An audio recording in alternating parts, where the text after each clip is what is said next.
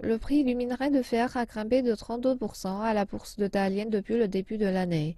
La même tendance à la bourse de Shanghai pour les parts d'armature dont les prix connaissent une hausse de 20%.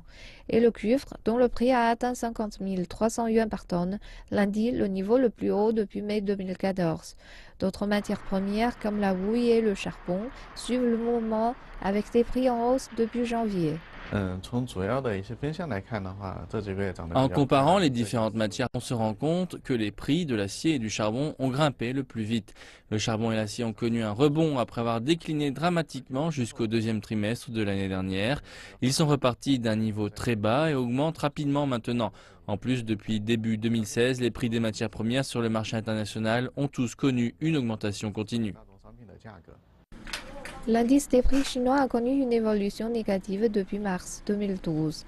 La reprise des prix des matières premières l'a fait repasser dans le vert en septembre dernier, même si en comparaison annuelle, l'index n'a augmenté que de 0,1%.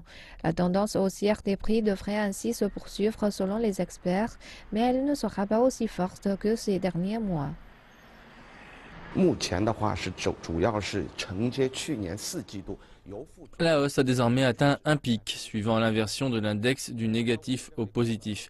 Elle connaîtra un ralentissement après le deuxième ou troisième trimestre. L'augmentation des prix des matières premières dans la première moitié de l'année n'est pas causée par une reprise de la demande, mais par de nombreux autres facteurs incluant la réforme de l'offre et une légère reprise de la demande. Les politiques fiscales chinoises soutiennent désormais l'infrastructure, mais je pense que la hausse de la demande du côté de l'infrastructure ne durera pas longtemps. 大幅度的这个贡献，我们认为是不可持续的。 Selon ça, l'économie chinoise subit toujours une pression à la baisse. La demande pour les matières premières industrielles ne retrouvera donc pas ces niveaux des années précédentes. Les efforts du gouvernement concernant la bulle immobilière devraient ainsi ralentir la demande des matières premières sur le marché de l'immobilier.